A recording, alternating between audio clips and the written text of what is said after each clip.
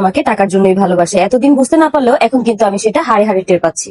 এখন আমি আলাদা বাসা নিব, আমার ছেলেকে আমি একাই মানুষ করব। মুখে মধু আর অন্তরে বিষ নিয়ে কখনোই একসঙ্গে থাকা যায় না। হ্যালো এভরিওয়ান, আসসালামু আলাইকুম। আমি তোমাদের রাখি। আজকে তোমাদের সাথে আমি শেয়ার করবো ইলিশের পানি খোলা একটি রেসিপি। আর এই কথাগুলো যে বললাম, এগুলো আসে আমার কমেন্ট বক্সে। সবশেষে একটা কথাই বলবো, নিজের ভালো কিন্তু পাগলেও বোঝে, যার কারণে আমি আর কোনো কিছু বলতেই চাই না। তো আজকে আমি একটা মিডিয়াম সাইজের একটা ইলিশ মাছ নিয়ে নিছি। তো এই মাছটাকে আমু ধুয়ে কেটে একদম সবকিছু আমাকে করে দিচ্ছিল, আমি শুধু ভিডিও করতেছিলাম। রান্নাটা কিন্তু আমিই করবো, এছাড়া বাদ বাকি সবকিছু আমার মাই করে দিচ্ছিল।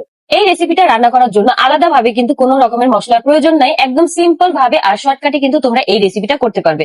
এই রেসিপিটা সবার ভালো লাগবে কিনা এটাও কিন্তু আমার ধারণা নাই, কিন্তু আমার কাছে বেশ ভালো লাগছে, সাথে আমার পরিবারের কাছেও। মাছটাকে আমি আধা ঘন্টা পরে রান্না করবো, যার কারণে আম্মু বলতেছিল যে একটু লবণ মেখে রাখলে আর কি ভালো থাকবে। তো যেই কথা সেই কাজ, আম্মু লবণ মেখে রেখে দিল। তো এখানে আমার লাগবে মরিচ বাটা। তো আমি এখন চাচ্ছিলাম না যে পাটা পুট্টায় কোনো ঝামেলা করতে, এই জন্য আমি এই জিনিসটার মধ্যে এসে মরিচটাকে হালকা ভাবে পিষে নিচ্ছিলাম। হালকা আস্তে আস্তে থাকলেও কিন্তু কোনো রকমের কোনো ঝামেলা নাই। তো মরিচটাকে তোমরা যেভাবে পারো, ব্লেন্ডারে চাইলে ব্লেন্ডারে করতে পারো, অথবা পাটা পুতা, অথবা তোমাদের বাসায় যদি এই বাটনিটা থাকে সেটাতেও কিন্তু তোমরা করতে পারবে।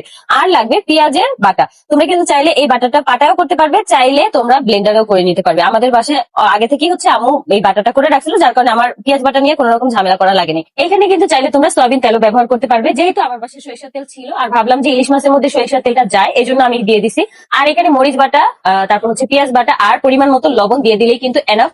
আর বাড়তি কোনো মশলার কোনো প্রয়োজনই নাই। তো প্রথমেই আমি আর কি সরিষার তেলটা দিয়ে দিছি পরিমাণ মতো, তারপরে আমি এখানে দিয়ে দিব পেঁয়াজ বাটা। আমি এখানে সবটুকু পেঁয়াজ বাটাই দিয়ে দিছিলাম। তো আমি ভাবছিলাম যে হয়তো বেশি হবে, কিন্তু না, শেষমেশে দেখলাম যে কমই হয়েছে। একদম পরিমাণ মতোই কিন্তু হয়ে গেছে, যার কারণে আমি আর আলাদা ভাবে পেঁয়াজ বাটা অ্যাড করিনি। তো তারপরে আমি এখানে সবটুকু মরিচ বাটা দিয়ে দিব। এখানে আরেকটু মরিচ বাটা প্রয়োজন ছিল, কিন্তু আমি দেইনি, কারণ আমাদের বাসায় সবাই ঝাল একটু কম খায়, আমি তারপরেও বেশি খাই। তো এই যে এখন আমি মরিচ বাটাটাও সুন্দরভাবে দিয়ে দিব। আর এখানে আমি পরিমাণ মতো দিয়ে দিব লবণ। তো তোমরা কিন্তু চাইলে লবণ যদি বেশি খাও সেই পরিমাণ মতো দিবা, অথবা লবণ যদি তোমরা কম খাও সেই পরিমাণ অনুযায়ী দিবা।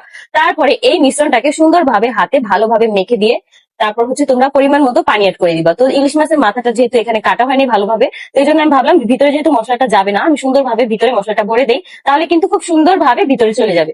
তো আমি কিন্তু এখানে সুন্দরভাবে এই মিশ্রণটাকে মেখে দিচ্ছিলাম, যাতে করে পরিমাণ মতো সব জায়গায় লাগে। তো এখানে আমি এখন হাতটা ধুয়ে তারপর হচ্ছে সামান্য কিছু পানি দিয়ে দিব। এই রান্নার মূল যে ব্যাপারটা সেটাই হচ্ছে পানি। এই পানিটা দিয়ে দিয়ে কিন্তু রান্নাটা সুন্দরভাবে করতে হবে। এই জন্য এই রেসিপিটার নাম ইলিশের পানি খোলা। এই ঝোলটা কিন্তু পাতলা রাখতে হয়, কিন্তু আমরা চাইছিলাম যে একটু ঘন ঘন খাবো, যার কারণে ঘন রাখা। তোমরা কিন্তু এখানে পাতলা রাখতে পারবে, অথবা চাইলে তোমরা ঘনও রাখতে পারবে। দেখো জাস্ট কালারটা কত সুন্দর লাগতেছে, আমার কাছে কিন্তু বেশ ভালো লাগছে। এরকম হলুদ মরিচ ছাড়া রান্না কিন্তু অনেক মজা লাগে খেতে। তো এই যে আমাদের রান্না কিন্তু এখন স্টার্ট, রান্না হয়ে যাচ্ছে, একটু পরেই কিন্তু দেখতে দেখতে রান্নাটা হয়ে যাবে। রান্নাটা কিন্তু অনেক মজা হয়েছে। আমি যখন ভাত দিয়ে খাইছি, 2 প্লেট ভাত আমি শুধু 1 পিস মাছ দিয়ে খেয়ে ফেলছি।